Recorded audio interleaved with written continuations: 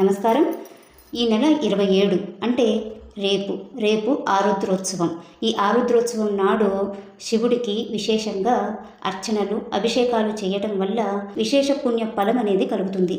ఈ ఆరుద్రోత్సవం నాడు చేసే శివ పూజ ఆ మహాశివరాత్రి నాడు చేసే శివ పూజతో సమానంగా కూడా చెబుతుంటారు.